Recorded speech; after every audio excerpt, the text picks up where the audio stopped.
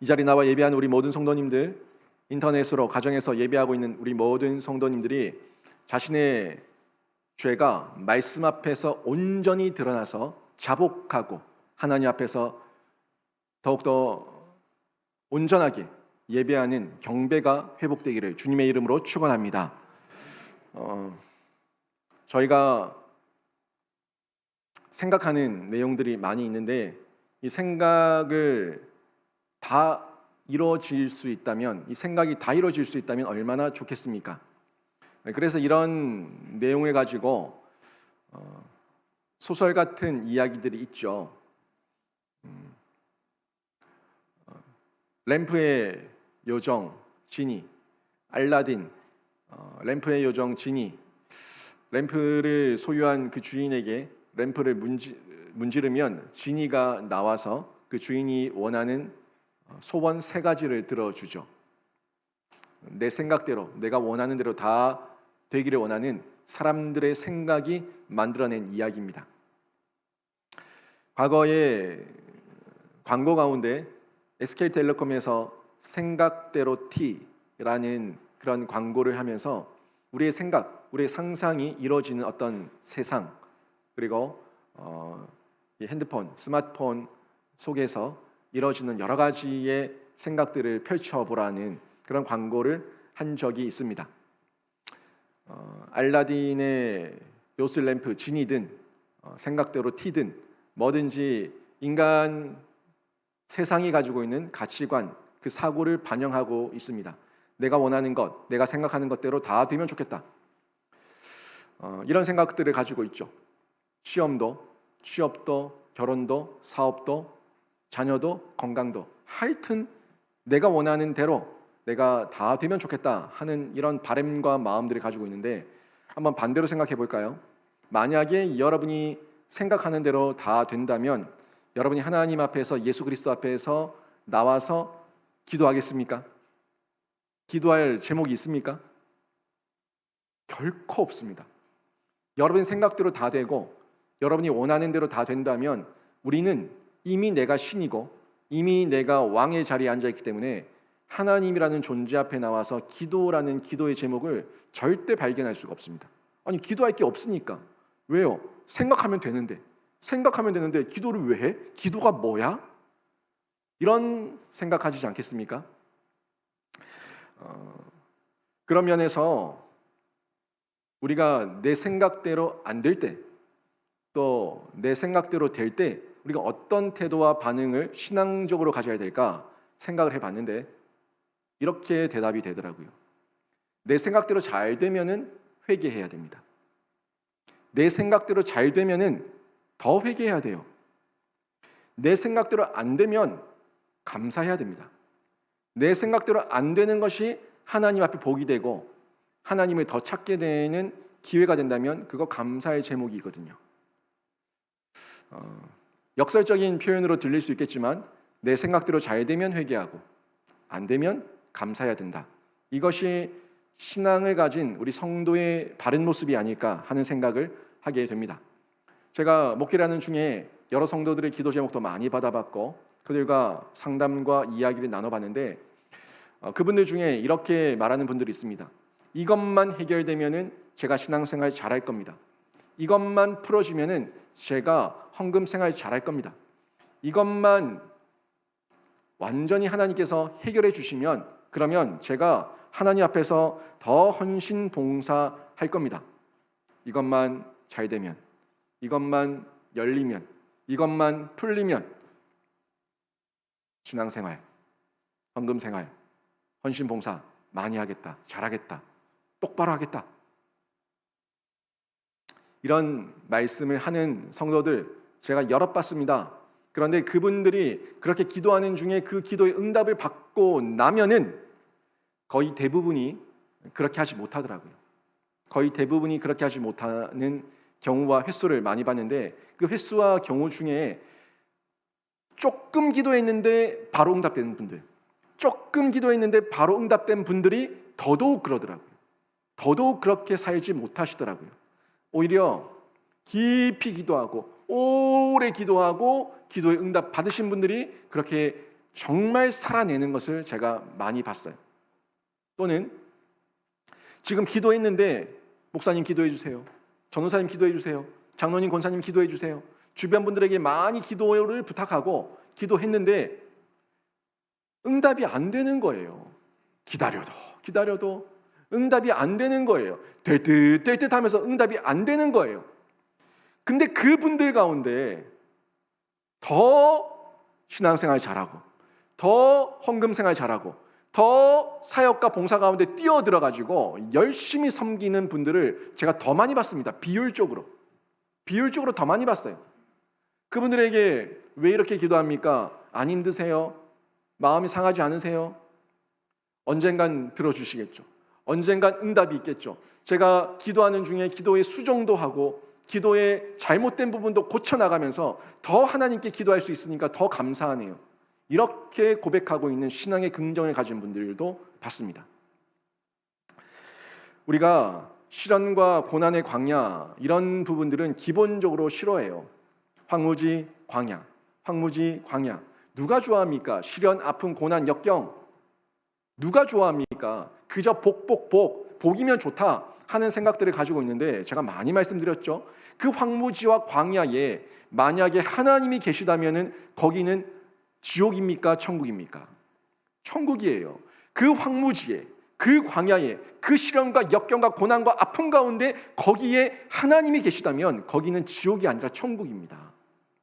이게 우리가 하나님을 인정하는 신앙의 삶을 살고 있느냐, 아니면 하나님은 상관없고 그저 세상의 기복적인 복을 바라고 있는 삶을 살고 있느냐 하는 내 태도와 삶의 모습이 그 신앙의 모습 가운데, 내 마음가짐 가운데 드러나게 되는 거예요. 그런 고난과 광야를 기본적으로 싫어하지만 그때 하나님을 만날 최고의 기회가 됩니다.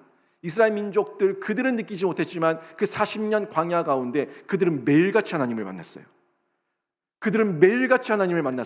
구름 기둥을 받고 불 기둥을 받고 만나와 메추라기를 만났고, 그 매일마다 만나는 그 하나님의 임재가 있었다고요. 하나님을 만나는 최고의 기회였어요. 근데 그 최고의 기회를 잡은 자들은 하나님 앞에 쓰임 받았지만 그 최고의 기회, 하나님의 임재를 보지 못한 사람들은 불평하며 불만하면서 하나님을 떠났어요. 너무나 명확하게 우리가 구약 성경을 통해서 확인했던 내용 아닙니까? 우리 시대도 마찬가지입니다. 때로는 우리가 내 생각대로 안 되는 것이 우리에게 더 큰 유익일 수 있었어요.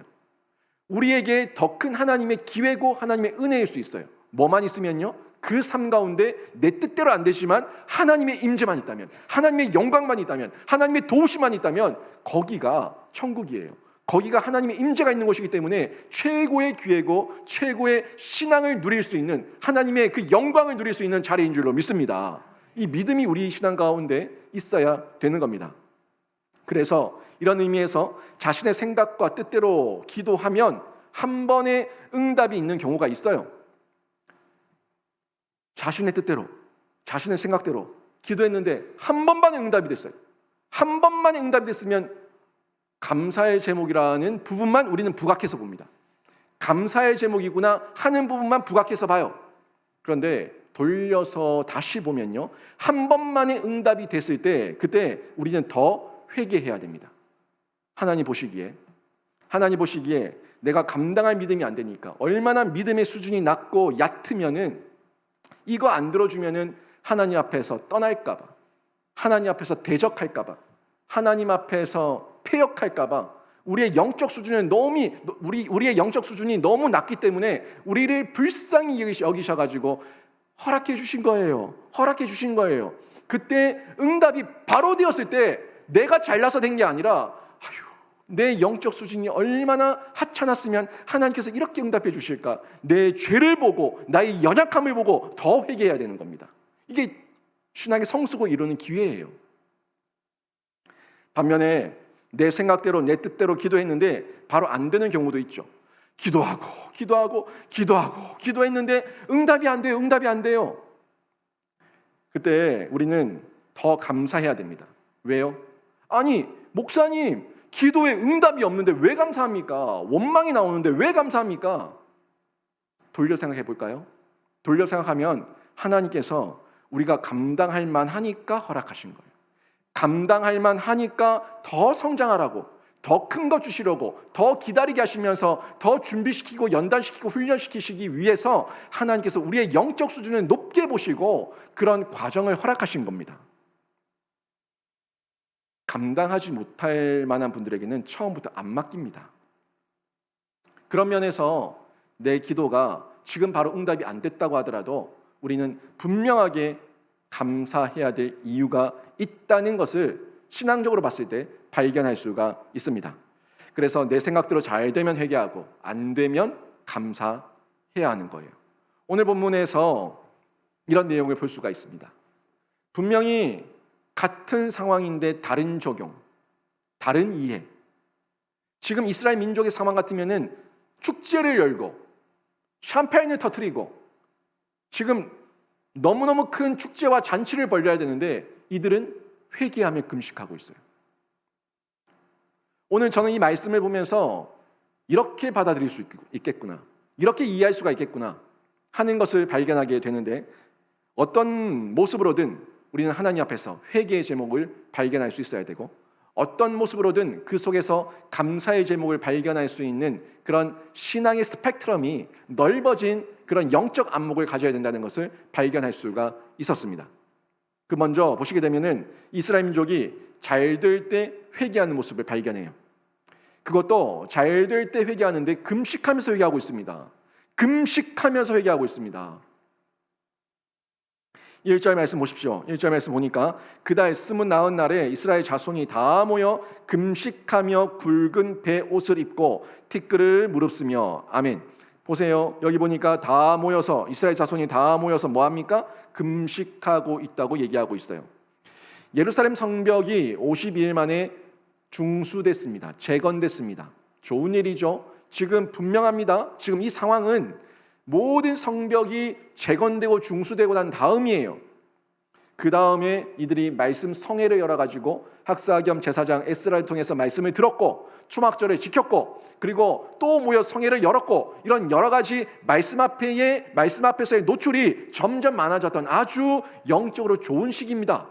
좋은 시기예요. 육적으로든 외적으로든 영적으로든 내적으로든 모든 면에서 나눠주고 꺼주고 베풀고 함께 사신 것과 단 것을 먹고 마시고 아주 좋은 모습으로 지금 보여주고 있는 상황이에요. 근데 그 상황 가운데서 이들이 다 모여가지고 금식하며 기도하고 있다는 것을 발견하게 되는 거죠. 성벽 공사를 할 때 저희가 느헤미야 앞부분을 쭉 봤지만 성벽 공사를 할 때에 많은 공격이 있었죠. 음모와 방해와 회방이 있었어요. 공격, 엄청난 그런 도전들이 있었습니다. 그런 과정 가운데 있었지만 그들은 그때도 회개하면서 금식하지 않았어요. 그때도 회개하면서 금식하지 않았습니다. 그때도 회개하면서 금식하지 않았는데 지금 다 이루어졌어요. 그 모든 역경과 고난이 다 지나갔고 모든 일이 잘 됐어요. 근데 지금 이제 와가지고 그들이 완성된 성벽을 보면서 초막절을 지키고 말씀 앞에 서니까 본격적인 회개를 하고 있는 것을 볼 수가 있는 겁니다. 여러분, 회개는요, 시련과 어려움이 있을 때, 건강에 문제가 있을 때, 사업이 안 될 때, 자녀가 속을 썩일 때, 그럴 때 문제가 있을 때도 할 수 있지만 더 회개해야 될 때는요, 문제가 없는 것 같을 때, 하는 일마다 잘 되는 것 같을 때, 성공했다는 마음이 들 때, 이제 됐다라는 마음이 들 때 그때 회개해야 되는 거예요. 그때 회개가 터져 나와야 됩니다. 자신의 죄가 생각나야 돼요. 내가 얼마나 영적으로 낮은 수준이었으면은 지금 내가 됐다고 얘기하는가, 여기서 만족하고 있는가, 여기서 자만하고 있는가, 여기서 교만해져 있는가 하는 것을 발견하셔야 된다는 거예요. 이거 저 얘기예요. 저 얘기입니다.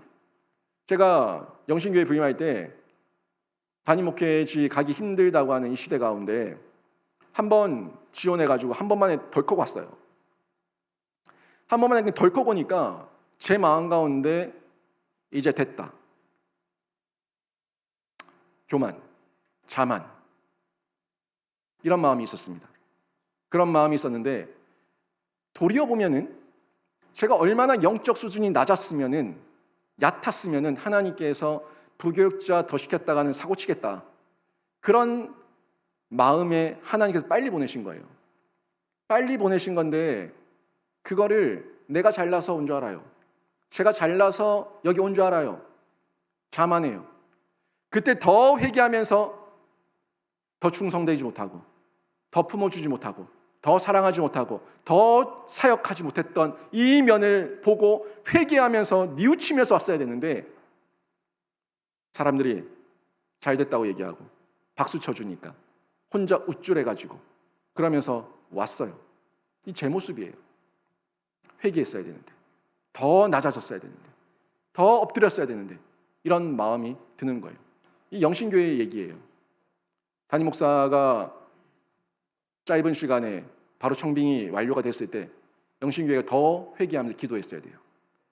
청빙이 끝난과 동시에 기도 모임이 다 없어져 버렸어요. 더 엎드리고 더 회개하며 더 기도했어야 되는데 기도 안 해요. 그냥 됐다. 잘 되고 있다고 느껴질 때, 이제 됐다고 느껴질 때, 그때 사단 마귀가 틈타서 우리에게 교만과 자만을 주기 때문에 우리는 더 회개하면서 엎드리고 기도해야 되는 줄로 믿습니다. 이 내용을 지금 우리가 이스라엘 민족이 성회를 열며 금식하며 기도하는 이 모습을 보고 발견할 수가 있지 않습니까? 생각해 보세요. 사람은 인생에서 뭔가 이뤘다 할 때 죄를 자복하고 회개하기가 정말 어렵습니다. 됐다고 생각할 때 교만한다고요. 됐다고 생각할 때 교만과 자만에 빠지고 자기 착각에 빠진다고요.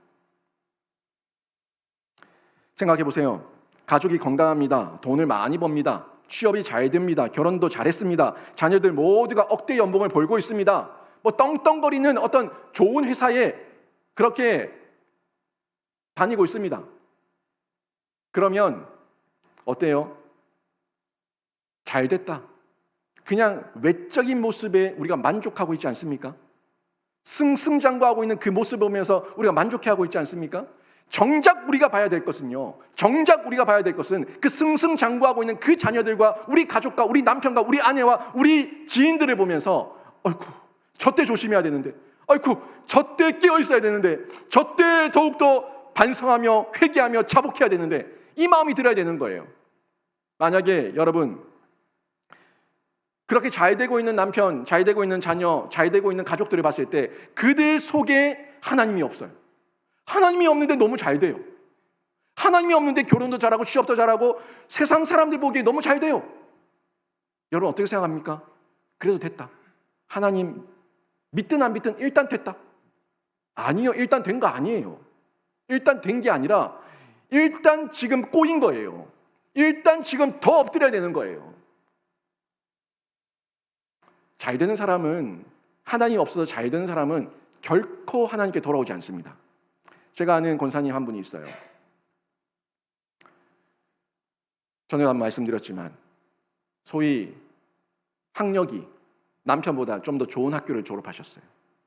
그렇다 보니까 나보다 좀 안 좋은 저 지방학교 나온 저 사람쯤이야 내가 충분히 휘어잡을 수 있다 하는 교만을 가지고 예수 안 믿는 남편과 결혼했어요. 그런데 이 남편과 결혼하고 나서 평생을 지금까지 예수 믿는 것 때문에 핍박을 당하고 곤욕을 당하고 살아요. 그런데 그 남편이 하는 사업이 너무 잘 돼요. 이름 되면 다 알만한 기업을 이루었고 너무 사업이 잘 돼요. 그냥 수십억 수백억을 막 벌어오는 거예요. 사업이 너무 잘 되니까 이 권사님이 저에게 와서 하는 얘기가, 저 남편 사업 망하라고 기도할 수도 없고 제가 어떻게 해야 될지 모르겠습니다.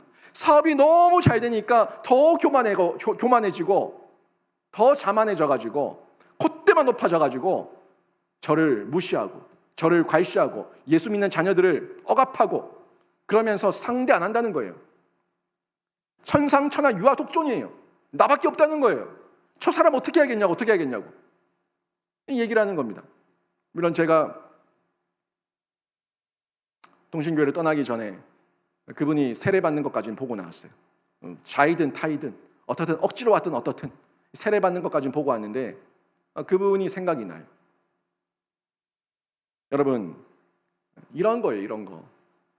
그 사람의 외적 모습과 상황이 잘 된다 못 된다 세상의 가치관에 떠나서 그 사람에게 예수가 없으면 문제가 된 거예요.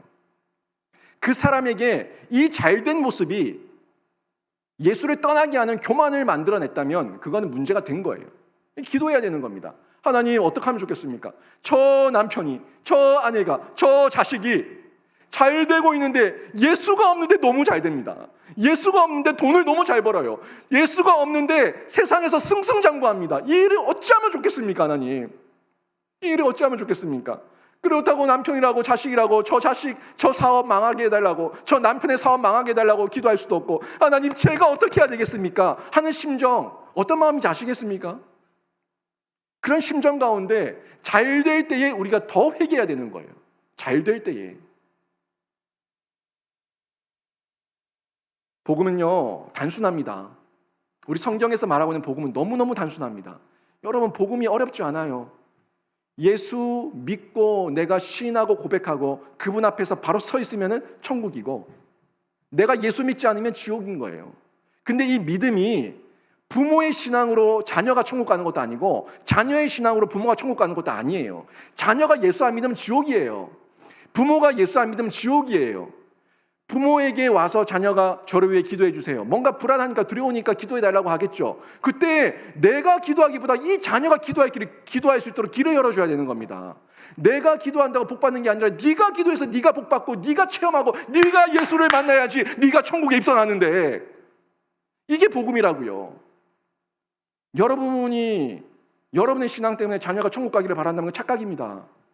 자녀의 신앙 때문에 내가 천국 가기를 바란다면 그 착각입니다. 내 신앙이에요, 내 신앙. 내 신앙이 하나님 앞에 온전히 드려질 때에 이것이 천국이냐 지옥이냐 하는 것이 결정나게 되는데, 여러분, 세상의 돈, 세상의 집, 세상의 차, 명예, 권력, 그것 때문에 천국 갑니까? 절대 못 갑니다. 그것 때문에 예수를 떠나겠다면 그거는 저주예요. 그건 악이에요. 그건 벌이에요. 잘 될 때에 더 엎드려서 하나님 앞에 낮아지고 겸손하게 기도할 줄 아는 사람, 이 사람이 깨어있는 신앙인인데, 이거는 말씀 앞에서의 바른 반응이에요. 지금 이스라엘 민족이 이스라엘로부터 말씀을 들었어요? 듣고 깨달았어요? 또 실천했어요? 추막절을 지켰어요? 또 함께 모여 성회를 열어요? 계속 말씀에 대한 노출이 일어나는 중에 이들이 잘된 상황인데도 불구하고 더 하나님 앞에 나와가지고 자복하며 회개하는 이 모습을 드러내고 있지 않습니까? 이 모습을 통해서 저희가 볼 수가 있는 거예요. 이 가운데 저희가 깨어져야 됩니다. 완전히 박살이 나야 돼요. 우리의 못난 그릇은 완전히 박살이 나야 돼요. 근데 깨어지는 거는 금그릇이 아니라 질그릇이 깨어집니다. 여러분 인생은 질그릇 인생입니까? 금그릇 인생입니까? 금그릇 인생은 아무리 내어 던져도 안 깨져요. 자기가 잘났다고 얘기해요. 나는 그래도 금수저다. 나는 그래도 금이다. 라고 얘기하면서 스스로 자만하고 교만합니다. 그런데 질그릇은 내 동댕이 치는 순간 깨져버리고 박살이 나버립니다. 그리고 그것이 완전히 갈아지고 부셔져서 다시금 토기장이신 예수 그리스도의 손에 들려지기만 하면은 그 그릇은 다시금 거듭난 인생으로, 새로난 인생으로, 하나님 앞에서 새롭게 변모된 인생으로 나오게 되는 줄로 믿습니다. 여러분이 질그릇 인생이 되시라고요. 세상 앞에서 금그릇 인생이라고 자랑하는 뻑이고 교만하고 자만한 인생 되지 마시고, 여러분이 하나님 앞에서 낮아지고 질그릇 인생이 되고 완전히 갈아주십시오. 완전히 박살을 내서 하나님 손에 다시금 들려지게 하여 주시옵소서 라고 기도할 때, 여러분, 하나님께서 여러분을 다시금 빚어서 하나님의 거룩한 그릇, 쓰실 만한 그릇, 아름다운 그릇으로 만들어 주실 줄로 믿습니다. 이 믿음이 제 안에 있어야 되는 거예요. 그리고 금그릇을 자랑하지 않아요. 나는 질그릇입니다. 저는 하나님께 쓰여지기를 원하고 하나님께서 원하시는 모양대로 쓰임받기를 원하는 질그릇입니다 하는 마음으로 나가야 되는 겁니다. 이스라엘 민족이 잘 될 때 회개했는데 금식하며 회개했고, 또 베옷을 입고 회개했어요. 이스라엘 자손들이 학사 이스라엘 말씀을 듣고 깨닫게 되니까 뭐가 생각나자면 자신의 교만과 자만과 또 하나님을 온전히 의지하지 못했던 자신의 죄가 다 드러나는 거예요. 말씀은 빛이거든요. 말씀이 내 속에 비춰지고 말씀이 내 속에 암송되어지고 말씀이 내 안에서 묵상되어지면은 드러나는 건 죄입니다. 드러나는 건 죄라고요. 내 의가 아니요. 세상의 스펙 아닙니다. 말씀이 비춰지면 드러나는 건 내 죄입니다. 이 말씀이 계속 비춰지고 밝히 보여지니까 이스라엘 민족이 자신들의 죄가 다 드러난 거예요. 드러나니까 티끌을 무릅쓰고 기도해요. 베옷을 입고 기도해요. 이런 모습이 지금 나오고 있지 않습니까? 1절에 분명히 나오죠. 근데 지금 이 1절에서 금식성회가 열려지고 있는데, 이 금식성회는 제사장이 집례하는 속죄의식이 아닙니다.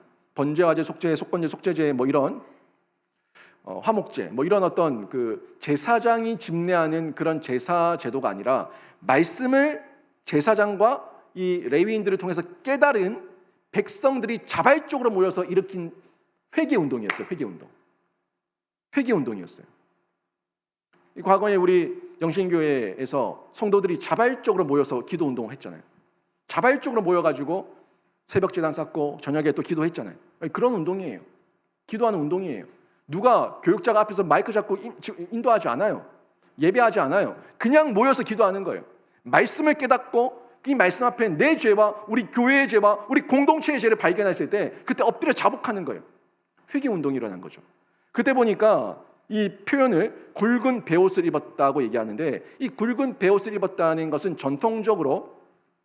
전통적인 회개의 표시죠. 이 구약 성경에 보면은 다니엘서, 요나서, 역대상 이런 부분, 그 외에도 많이 있지만 굵은 베옷을 입고 하나님 앞에 회개하는 이런 모습들이 있죠. 다윗의 모습도 있고 여러 가지 모습들을 저희가 상상할 수가 있는데, 그런 내용들이 성경에 많이 나옵니다. 또 회개할 때에 티를 덮어 쓴다고, 지금 머리에 티끌을 무릅쓰는 행동을 얘기하고 있는데, 머리에 티끌을 무릅썼다는 것도 극도의 슬픔. 제가 죄인입니다. 제 죄가 너무나 주홍 같습니다. 이 극도의 슬픔을 표현하는 겁니다. 역대 사무엘상, 그리고 사무엘하, 그리고 욥기서, 이런 곳곳에서도 이런 회개의 모습을 발견할 수가 있습니다. 분명 그런데 말씀드린 것처럼 이렇게 극도의 슬픔, 극도의 회개하는 이 참회의 모습, 이런 모습을 다 보이고 있는데, 이스라엘 민족이 상황이, 눈에 보이는 상황이, 성벽이 재건됐어요? 예배가 회복됐어요? 초막절이 회복됐어요? 겉보기에는 너무너무 잘 되고 있는 상황인데도 불구하고 자신의 죄로 인해 가지고 회개하고 금식하고 있다는 것을 저희가 주목해서 보게 되는 겁니다. 여러분, 혹시 여러분 삶 가운데, 또 여러분 자녀들 가운데, 여러분 가족들 가운데 너무 문제가 없고 그냥 잘 되는 사람, 잘 되는 가정이 있습니까? 그냥 잘 되는 가정, 그때 주의하고 경계하셔야 됩니다. 이게 정말 하나님 안에서 내가 받은 복이냐, 아니면 하나님 없이 잘 되는 거냐, 주의해서 봐야 돼요. 경계해서 보셔야 됩니다.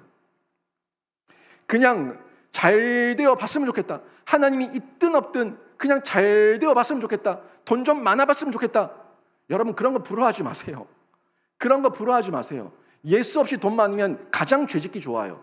돈 많고 젊은 청년, 가장 죄짓기 좋은 조건입니다. 혈기 있는 청년이에요. 정욕이 있는 청년이에요. 근데 거기에 돈까지 많아요. 예수께서 그 모든 걸 내버려 두고 나를 따르라 그랬을 때 그 청년이 근심하며 돌아갔습니다. 왜요? 누릴 게 너무 많거든요. 난 젊음이 있어, 난 돈이 있어. 그런데 이걸 다 내려놓고 예수를 따라? 다 내버려 두라고? 아까워서 어떡해? 돌아가는 거예요. 젊음이 있고 돈이 있을 때 그때 죄짓기가 가장 좋아요. 그런 거 부러워하면 안 됩니다. 부러워하지 마세요. 그럴 때일수록, 그런 마음이 들 때일수록 더욱더 경계하면서 하나님 앞에 나와서 회개해야 하는 겁니다. 물론 우리들의 문제를 놓고 기도해야죠. 하나님, 건강의 문제, 자녀의 문제, 남편의 문제, 이 경제적인 문제, 이 문제들 해결해 주시옵소서. 기도해야죠. 기도하는 게 잘못된 게 아니에요. 기도하는 게 잘못된 것이 아니라, 기도하는데 육적인 성공이 우선이 되면 이건 잘못된 거예요. 하나님을 이용하는 수단이 되면 잘못된 거예요. 하나님께 기도하는 건 옳은 거지만 하나님의 영광을 위해서 기도하는 것이고, 이 과정 가운데 내 마음이 들쑥날쑥하지 않고 일률적으로 일관성 있게 하나님을 의지하는 믿음과 신뢰를 가지고 기도하느냐, 이게 중요한 내용입니다.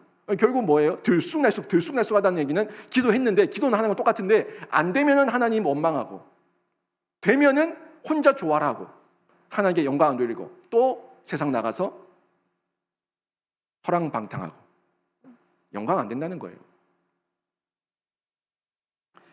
영과 육은요, 이원론이 아니라 일원론입니다. 영과 육은 모두가 하나님께서 만드셨어요. 하나님께서 육도 만드셨고 하나님께서 생기를 불어넣으셔서 생명이 되게 하신 것도 하나님이세요. 이 영과 육은 하나님이 다 만드신 겁니다. 그런데 우선은 영이에요. 육을 먼저 만드셨다고 육이 우선이 아닙니다. 영이 우선이에요. 이 마음에 의해서 내 몸이 병들기도 하고 살기도 합니다. 이 영혼에 의해 가지고 내가 천국이 되기도 하고 지옥이 되기도 합니다. 이 마음에 의해서 내가 살아내는 희망과 소망을 가지느냐 아니면 자살하느냐, 이거 결정합니다. 영육은요, 이원론이 아니라 일원론이에요. 그런데 성경은 영혼이 잘된 같이 범사가 잘 된다고 얘기해요. 영이 우선이에요, 육이 우선이에요? 영이 우선이에요. 영혼이 잘된 같이 범사가 잘 된다고 성경이 분명히 말하고 있는데, 이 영이 살아야지 육이 살아요. 반대로 육이, 교만한 육이, 하나님 없는 육이 박살이 나고 깨어지면, 질그릇이 되면, 그때 다시금 영이 살고 영이 살아나면 다시 육이 회복되는 거예요. 이 하나님 질서입니다. 이 영과 육에 대한 부분을 저희가 정확하게 보셔야 되는데, 이스라엘 민족을 한번 보세요. 이스라엘 민족을 보시면은 겉모양의 성벽이 재건됐어요. 분명히 겉모양의 성벽이 재건되었는데 영적 성벽이 재건되어 있지 않다 보니까 이들에게 말씀이 필요했던 거죠. 회개가 필요했던 거죠. 깨달음이 필요했던 거죠. 에스라가 필요했던 거죠. 그들이 가서 전해주니까 외적인 건 만들어졌지만 영적인 부분이 다시 재건되니까 그때 온전하게 살아나는 거예요. 공동체가 온전히 살아나는 거예요. 여러분, 여러분의 가정, 여러분의 자녀, 여러분이 기도하고 있는 여러 가지 기도의 내용들이 있을 건데, 그 여러 가지 기도의 내용들 중에서 저는 여러분의 영적 성벽이 먼저 재건되는 은혜가 있기를 주님의 이름으로 축원합니다. 그리고 육적 성벽을 다시금 재정비해야 되는 거예요. 육적 성벽만 만들어 놓고 말씀이 없으면 하나님 떠나요. 하나님 없다고 해요. 하나님 없어도 된다고 얘기해요. 그럴 때 하나님께서 택한 자들은 철저하게 그 육을 박살을 내버리십니다. 그 육을 완전히 박살을 내가지고 다시금 돌이키게 하신다고. 택한 자들에게. 내 자녀가 너무 잘 돼요. 내 남편이 너무 잘 돼요. 내 가족들이 너무 잘 돼요. 극단적으로는 하나님, 저 육신을 쳐서라도 영원한 안식과 영원한 생명을 누릴 수 있도록 하나님 은혜를 더하여 주시옵소서. 이 기도가 나와야 됩니다. 나와야 돼요. 그냥 육으로만 잘 되는 거는, 이 육으로 잘 돼서 끝나면 무슨 소용이 있습니까? 무슨 의미가 있어요? 아무 의미가 없어요. 영혼이 잘 되고 육이 잘 되는 중에 하나님께 영광이 되는 겁니다. 그 가운데 저희가 이 가치관을 정리하셔야 돼요. 항상 저희를 넘어뜨리는 가치관이 있어요. 이 가치관은 이방 가치관입니다. 이 이방 가치관, 세상 가치관, 세속적인 마음과 가치관, 이거 정리하셔야 돼요. 2절 말씀 보세요. 이제 보시니까 모든 이방 사람들과 절교하고 서서 자기의 죄와 조상들의 허물을 자복하고, 아멘. 분명히 나오는데, 성공의 자리에서 죄를 회개하고 나면은 이방 사람들과 절교하게 됩니다. 근데 잘 보세요, 여러분. 제가 봤던 많은 사람들을 보면은 세상에서 소위 성공, 세상에서 영적으로는 무너져 있는데 육적으로만 세워진 사람들을 보면은 그 사람들은 하나같이 이방 사람들과 어울립니다. 그 사람들과 하나가 돼요. 근데 성경은 분명히 세상 사람들과 절교하라고 얘기하고 있어요. 근데 이 절교하기 위해서는요, 내 죄를 회개해야지, 그래야지 이방 사람들과 절교할 수가 있습니다. 문자적으로 해석해서 이렇게 절교한다는 내용을 잘못 보시면 안 돼요. 이 절교한다는 내용은 뭐 아주 어린 아이들이 얘기하는 너랑 절교할 거야, 이런 표현이 아니에요. 나 너랑 안 놀아, 절교, 이런 게 아닙니다. 이건 구속사적으로 보셔야 돼요. 문자적으로 볼 것이 아니라 구속사적으로 이 절교에 대해서 보셔야 되는데, 먼저 이방 사람과 절교한다는 것은 1차적으로는요 이방 사람과 세상 사람과 신앙이 같지 않은 사람과 결혼하지 않는다는 겁니다. 하나님께서 가나안 땅에 들어갈 때에 이방 사람과 혼인을 금지시키고 그들을 다 진멸하라고 말씀하셨던 이유가 뭐라고 생각합니까? 우리 하나님 잔인해서가 아니에요. 섞이면은 우리의 연약함 때문에 우리가 그 신앙을 유지하지 못할 것을 너무나 명확하게 아셨기 때문에 이방 사람과의 결혼을, 통혼을 금지하셨습니다. 이게 1차적인 거예요. 아니, 아무리 내가 거룩하게 살려고 해도 아까 얘기했던 그 권사님 가정들처럼 남편이 핍박하고 남편이 교회를 못 가게 하고 남편이 폭력을 휘두르기 시작하면은 이거 감당이 안 돼요. 그 고통 어떻게 감당합니까? 그래서 애당초 그 문제를 만들지 말라는 겁니다. 물론 결혼하고 예수 믿는 사람이 있어요. 결혼해서 예수 믿는 사람이 있어요. 근데 그건 도박이라고요. 이왕이면은 예수 믿는 사람이 많은데 그들 중에 찾으면 될 건데 왜 세상 안목 가지고 세상의 이 스펙을 가지고 기준을 따지면서 사람을 선택해 가지고 도박을 해서 내 뜻대로 안 돼 가지고 망가지냐고요. 이 부분을 얘기하고 있는 겁니다. 이게 1차적이에요. 그 다음이 이방 가치관, 세상적인 사람들의 가치관과 절교하라는 거예요. 재정관이죠. 이성관이죠. 경제관이죠. 윤리관이죠. 도덕관이죠. 국가관이죠. 역사관이죠. 이 다 보는 눈이에요. 눈. 관. 볼 관자 관. 이 관이 가치관이에요. 내 가치관을 내가 어떻게 가지고 보느냐에 따라서 이게 흑이냐 백이냐가 나눠진다고요. 근데 우리는 세상 가치관으로 판단하는 자가 아니라 하나님 말씀으로 판단하는 자입니다. 말씀이 죄라고 하면 죄고요. 광명이라면 광명이고 흑암이라면 흑암이에요. 단 것이라면 단 것이고 쓴 것이라면 쓴 겁니다. 어떤 것도 내가 기준이 아니에요. 하나님이 기준이에요. 근데 세상은 내가 기준이라고 얘기하면서 나에게 교만을 밀어넣죠. 이런 세상을 향해 가지고 예수님께서 뭐라고 말씀하셨냐면 마태복음 12장 39절에서 정확하게 이 세상을 딱 두 가지로 얘기하는데 악하다, 음란하다, 악하다, 음란하다. 딱 그렇게 정리하십니다. 예수님 보시기에 이 세상은 악하다, 이 세상은 음란하다. 이 세상 가치관이 아무리 그럴듯하게 보여도요, 악하거나 음란하거나 둘 중에 하나입니다.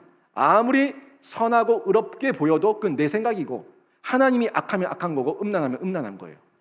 선과 악의 기준이 뭡니까? 저예요? 세상이에요? 하나님이에요. 법도 아니고 하나님이에요. 말씀이에요. 말씀에서 악이라고 얘기하면 악인 겁니다. 말씀에서 선하다고 하면 선한 거예요. 이 선과 악을 정확하게 구분할 수 있어야 됩니다. 근데 세상 가치관이 밀려 들어오면은 이게 희석되죠. 그래도 세상 사람들이 구제하고 이 자선 사업을 하고 막 이렇게 하면은 그 사람들이 막 칭송합니다. 자기들에게 뭔가 돈을 나눠주고 뭘 베풀면은 환호합니다. 열광합니다. 이 세상 가치관이라고요. 예수님이 처음 그렇게 하셨을 때 열광했어요. 하지만 자기 십자가를 지라고 했을 때 그들은 예수님을 향해서 돌을 던지고 침을 뱉었어요. 이 세상 가치관이에요. 세상은 돈 주면 열광합니다. 세상은 박수 쳐주면 좋다고 합니다. 뭐가 죄인지 악인지 몰라요. 이거 정확하게 저희가 알고 있지 않습니까? 그래서 불신 결혼을 할 때, 믿지 않는 사람들과 결혼할 때 우리가 분명히 이걸 알고 있으면서 누구 눈에 좋을 대로 결혼했어요? 내 눈에 보기 좋을 대로 결혼하는 거예요.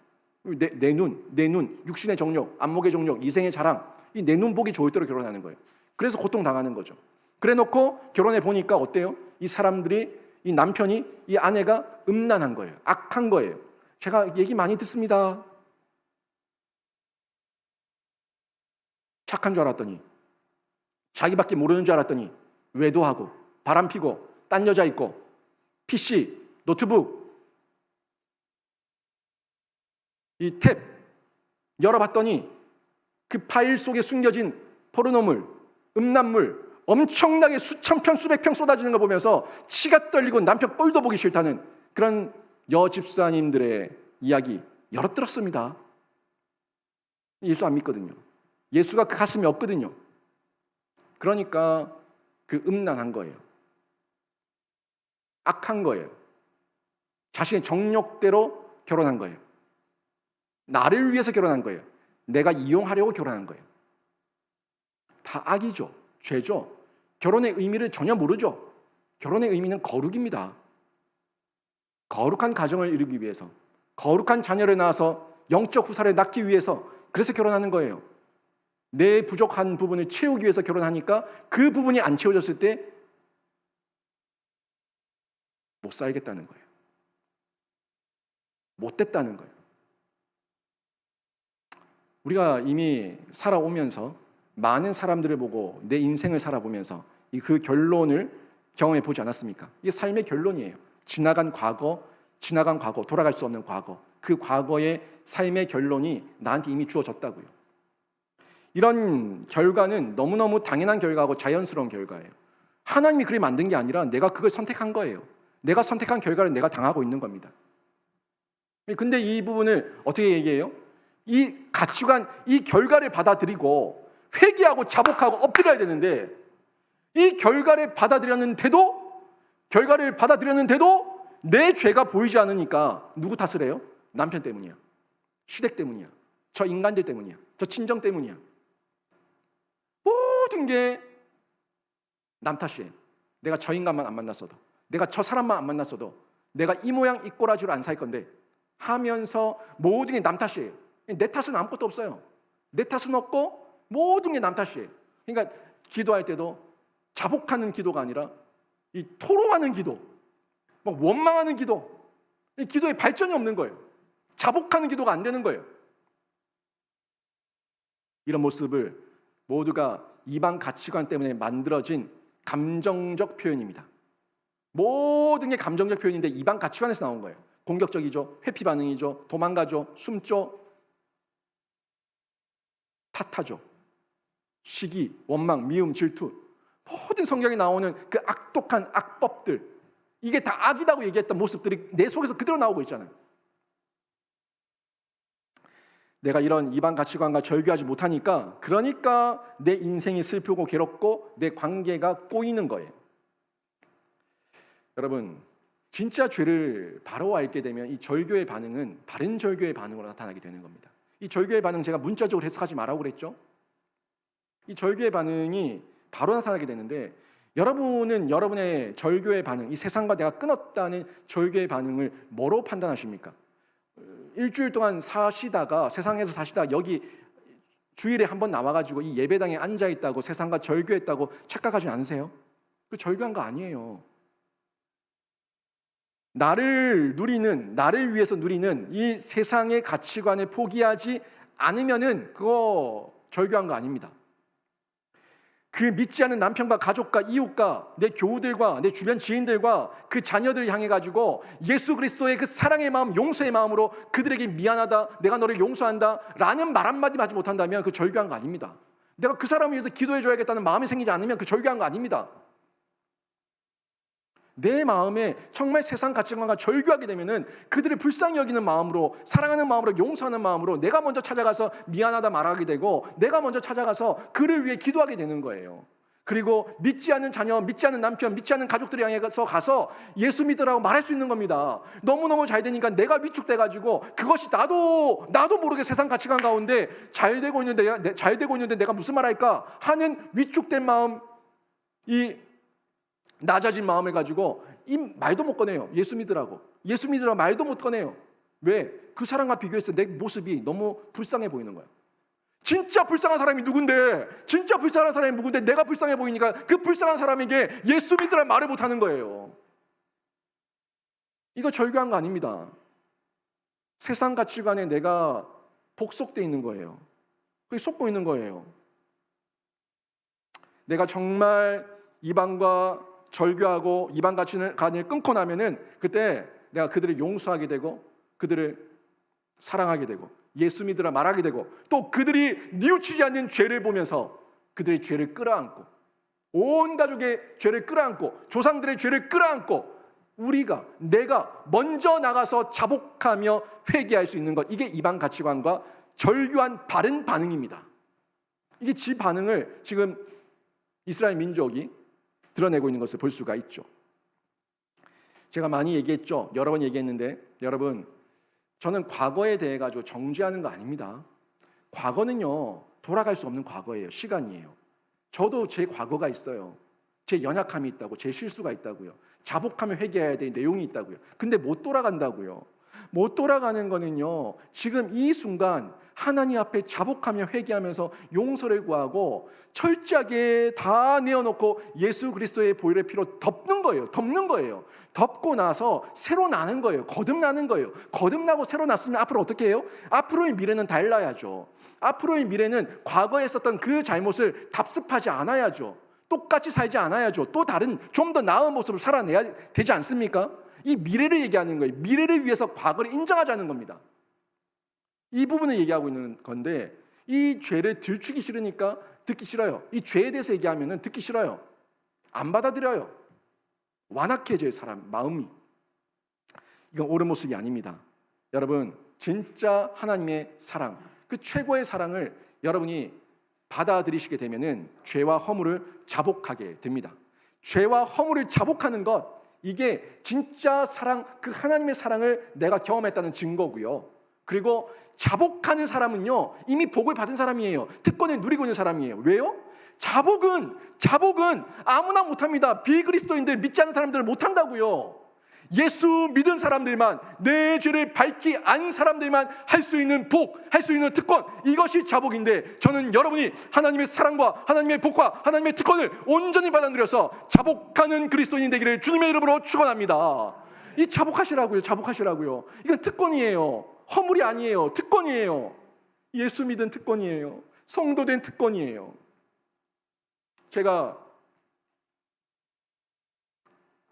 이 말씀 준비하면서 한 주 동안 여러 번, 예전에도 여러 번, 몇 번 생각이 왔다 갔다 했지만 이 말씀 보면서 정확하게 알게 됐어요. 하나님, 제가 영신교회 부임할 때 혼자 자만하고 교만하고 거만하고 못났던 이 모습 회개합니다. 그냥 잘 되는 줄만 알았습니다. 회개합니다. 제가 회개 안 하고 왔더니 이 영신교회의 연약함을 봅니다. 한 명 한 명 성도들 보면서 가슴을 누르는 이 안타까움을 봅니다.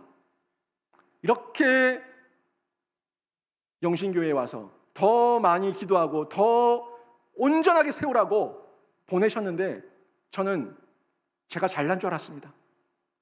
제가 잘난 줄 알았습니다. 지금 저희 영신교회 이 제가 기도하는 대로 안 되는 이 상황 가운데 제가 감사합니다. 감사합니다. 하나님께서 더 크게 우리 영신교회가 모든 죄를 자복하고 회개하고, 그리고 하나님의 교회로, 하나님의 공동체로 온전하게 세워질 것을 믿고 감사를 드립니다. 기도하는 거예요. 여러분, 잘 될 때 회개합시다.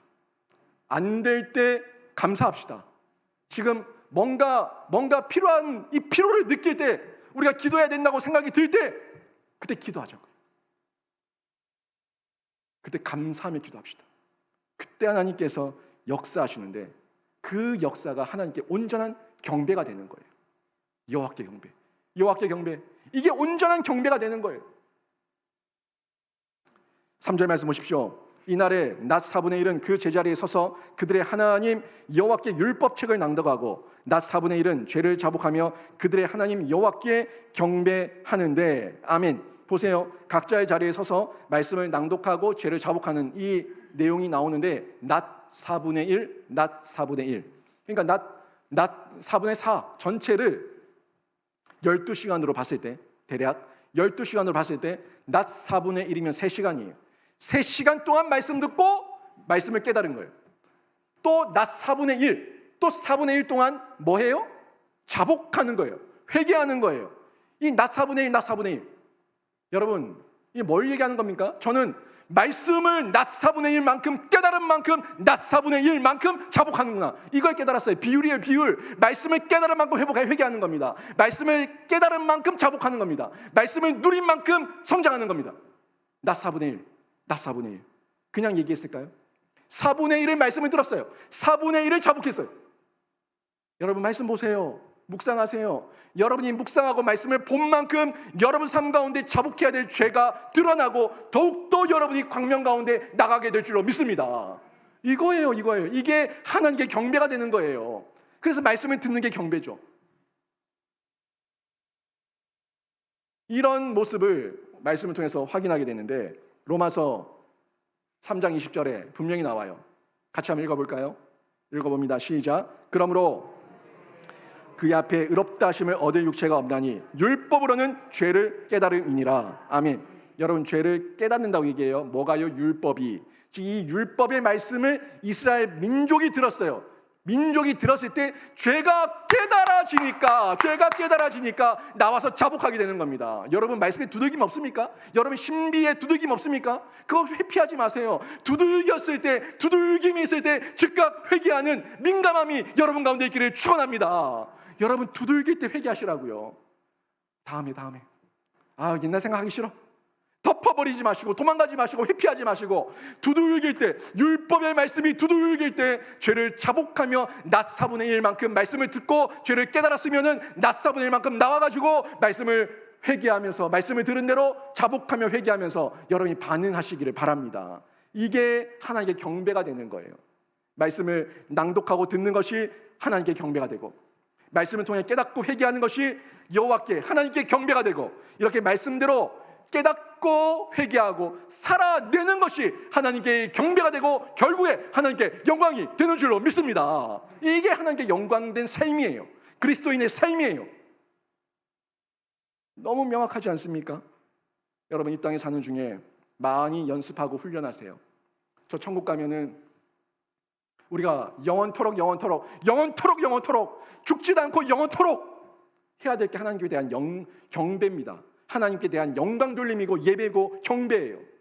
그거 이 땅에서 훈련하라고, 연습하라고 우리에게 말씀을 주시고, 말씀을 통해서 죄를 자복하게 하시고, 말씀을 자복하는 중에 하나님 앞에 경배 돌리게 하시고, 날마다 더 나은 삶으로 성화의 삶을 살아가게 하시는 거 아닙니까? 성화예요, 성화. 우리 평생을 살 성화. 어제보다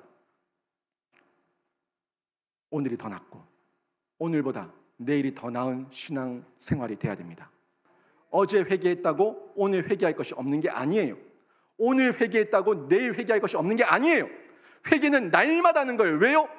여호와의 말씀이 아침마다 새롭고 날마다 새롭기 때문에 그 새로운 말씀이 나에게 날마다 깨달아진 만큼 우리는 회개할 제목이 분명히 있는 성화의 삶을 살고 있는 줄로 믿습니다. 내가 보면 돼요. 깨달으면 회개할 것이 있다고요.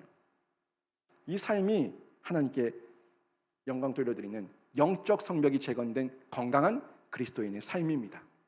오늘 말씀 정리하면, 여러분, 잘 될 때 회개하십시오.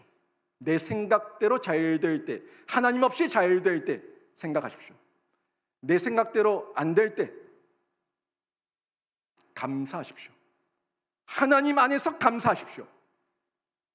그리고 그 가운데 여러분 마음을 자꾸 뒤흔들어 놓는 이방 가치관, 여러분을 헷갈리게 하는 이방 세속적인 가치관과 절교하시고 담대하게 그 불쌍한 영혼들을 향해 가지고, 하나님 없는 그 영혼들을 향해 가지고 도리어 우리가 용서하고 우리가 사랑하고 우리가 그들에게 예수 믿으라고 말할 수 있는 담대함과 용기를 가지시기를 바랍니다. 그리고 말씀으로 죄를 온전히 깨달으세요. 낫 4분의 1 기억하세요. 말씀이 온전히 깨달아지면, 말씀이 온전히 깨달아진 만큼 죄를 자복하는 인생이 되고, 그 자복하는 인생이 하나님께 경배하는 인생이라는 이 사실을 기억하시면서 여러분 삶 가운데 날마다 하나님을 높여드리고 하나님께 경배하고 하나님께 영광 돌려드리는 복된 삶이 되시기를 주님의 이름으로 축원합니다. 아멘.